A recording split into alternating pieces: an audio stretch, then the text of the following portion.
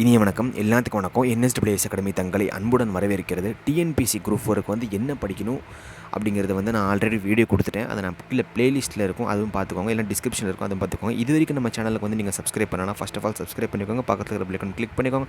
So வாங்க நம்ம channel வீடியோக்குள்ளே போவோம். Okay, so first of all வந்து என்ன படிக்கணும் அப்படிங்கிறது இருக்கட்டும். ஸோ ஹவு டு ஸ்டடிங்கிறத நம்ம பார்க்கலாம்.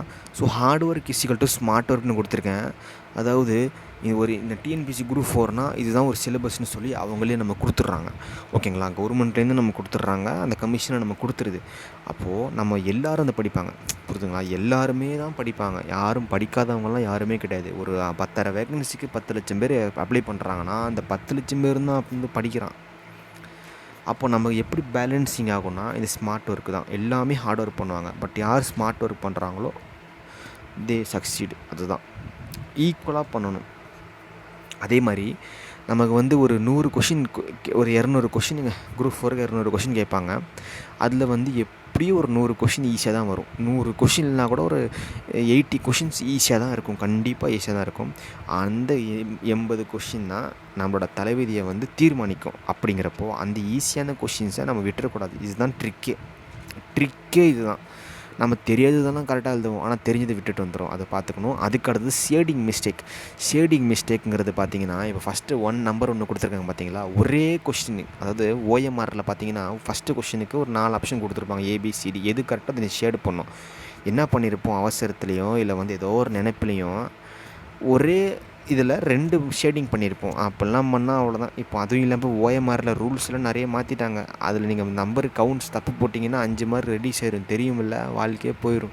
அதனால் பார்த்து பண்ணுங்கள். தெரியாததை பண்ணுறத விட தெரிஞ்சதை தெரியாததை பண்ணுறத விட தெரிஞ்சதை இன்னும் தெளிவாக பண்ணணும். அதுதான் முக்கியம். அதுக்கடுத்து ஹாஃப் ஷேடிங் பண்ணுறது, ஏதோ அவசரத்தில் போகிறது ஹாஃப் ஷேடிங். அதெல்லாம் பண்ணதுக்கு நீங்கள் சும்மாவே இருந்துக்கலாம். 3வது ஷேடே பண்ண மறந்துடுறது. ஓகே,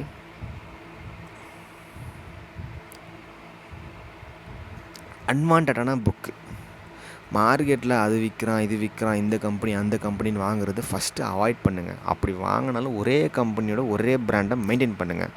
ஓகேங்களா? இப்போ நம்ம இதுதான் இப்போ இருக்கிற பிரச்சனையே. இப்போ டிஎன்பிசி படிக்கிறேன்னா டக்குன்னு என்ன பண்ணுவாங்க தெரியுமா, ஒரு 4 குரூப்பில் வந்து வாட்ஸ்அப் குரூப்பில் ஜாயின் பண்ணிக்குவாங்க. படிக்கிறதுல ஒன்றும் இல்லை, சும்மா ஜாயின் பண்ணிக்குவாங்க. அப்படி 4-5 கொஷின் கேட்குற மாதிரி கேட்பாங்க. அதுக்கப்புறம் அவ்வளோதான், அப்படியே மியூட் ஆயிடுவாங்க அவங்க. அதே மாதிரி நம்ம என்ன பண்ணுவோம், நிறைய புக்கு ஜெராக்ஸ் போட்டு வச்சுக்குவோம், வீடு ஃபுல்லாக ரேக்கு ஃபுல்லாக அடுக்கி வச்சுக்குவோம். ஆனால் என்ன யூஸ்ன்னு கேட்டிங்கன்னா ஒன்றுமே கிடையாது. ஒரு 6 மாதம் கழித்து எடைக்கு போட்டுருவாங்க. அதுதான் நடந்துக்கிட்டு இருக்குது. அதே போல் அது ப்ரீவியஸ் கொஸ்டின் அப்புறம் பார்க்காம வேலைக்கே ஆகாதுங்க. மினிமம் ஒரு 8 வருஷமாச்சு. என்னோடய ரெக்கமெண்டேஷன் 8 to 10 இயர்ஸாச்சும் நீங்கள் கண்டிப்பாக பார்த்துருக்கணும். இதை பார்த்துட்டு நீங்கள் படிக்க வாங்க, ஒன்றும் அவசரம் கிடையாது. இங்கே தான் இருக்கும் டிஎன்பிஎஸ்சி. ஓகேங்களா? அதே போல் இந்த previous year question paper TNPSC வெப்சைட்லேயும் இருக்கும், அதில் கொஞ்சம் இருக்கும். பட் நீங்கள் வெளியில் புக்ஸாக வாங்கினீங்கன்னா உங்களுக்கு கொஞ்சம் நல்லா இருக்குங்க. அதுக்கு நீங்கள் தேவையில்லாமல் ஐஸ் ட்ரெயின் பண்ணிக்கிட்டு இருக்கிறத விட நீங்கள் புக்ஸ் வாங்கிட்டிங்கன்னா உங்களுக்கு நல்லாயிருக்கும். அதே மாதிரி லாங்குவேஜ் பேப்பரில் ஒரு பெரிய ஒரு மித்து ஒன்று இருக்குது. என்ன தெரியுங்களா, தமிழ் எடுத்தால் நம்ம ஈஸியாக பாஸ் பண்ணிடலாம், இங்கிலீஷ் எடுத்தால் அதெல்லாம் ஒன்றுமே கிடையாது. அதெல்லாம் அந்த காலத்தில் வந்து யாராவது சொல்லுவாங்க, அதெல்லாம் ஒன்றுமே கிடையாது. இப்போ யாரும் நம்புறதும் இல்லை. பட் இது ஒரு மித்து ஓடிக்கிட்டு இருக்குது, அதை நீங்கள் நம்பாதீங்க. உங்களுக்கு எது, நீங்கள் தமிழ் மீடியம் படிச்சுட்டு இருக்கீங்களா, உங்களுக்கு எது ஈஸியோன்னு நினைக்கிறீங்களா அது நீங்கள் எடுங்க. அதுக்கு தான் previous year question paper 4-5 attend பண்ணி பாருங்கள். உங்களுக்கு எது ஈஸியாக இருக்குதோ அதை அட்டன் பண்ணுங்கள், அவ்வளோதான். அதுக்கு முன்னாடி நீங்கள் லாங்குவேஜ் வந்து இது சூஸ் பண்ணால் தான் அதுக்கப்புறம் தான் நீங்கள் வந்து எக்ஸாமுக்கே அப்ளை பண்ண முடியும். அதுவும் பார்த்துக்கோங்க. So scoring subject first of all வந்து எடுத்தோடனே கச்சமச்சா எல்லாம் படிச்சுட்டு இருக்கக்கூடாது. ஃபஸ்ட்டு ஸ்கோரிங் சப்ஜெக்ட் என்னங்கிறத நம்ம பார்த்துக்கணும். ஓகேங்களா? என்னது நம்ம ஸ்கோரிங் சப்ஜெக்ட் குரூப் 4 பொறுத்தளவில் English or Tamil language paper தான். அதில் நீங்கள் 95 மேலே எடுத்தால் மட்டும்தான் வேலை, இல்லைனா வேலையே கிடையாது. அதுதான் ஓப்பனாக சொன்னது தாங்க. அதுக்கடுத்தது இம்பார்ட்டண்ட் எதுன்னு கேட்டிங்கன்னா மேக்ஸ் 25 கண்டிப்பாக எடுத்து தான் ஆகணும். வேறு வழி கிடையாது. ஒரே வழி தான், அது மட்டும்தான்.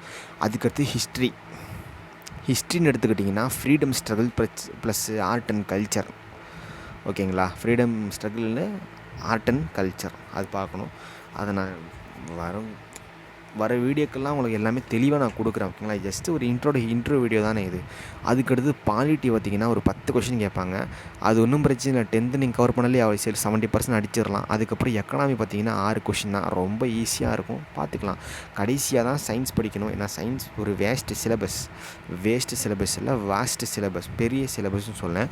Physics, chemistry, botany, zoology 4 subject உள்ளே அடங்கியிருக்குது.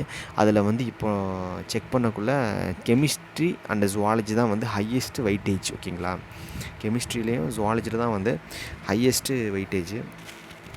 அதுதான் அப்போது அதை மட்டும் கொஞ்சம் கிளான்ஸ் பார்த்தா போதும், முடிஞ்ச அளவுக்கு ஒரு ஸ்க்ரோல் பண்ணால் கூட போதும், ஓகே. ஸோ ஃபிசிக்ஸ் பாட்னி கொஞ்சம் இம்பார்ட்டன்ஸ் கொஞ்சம் லோவாக கொடுத்தாங்கன்னா போதுங்க, ஓகேங்களா. ஸோ அவ்வளோதாங்க.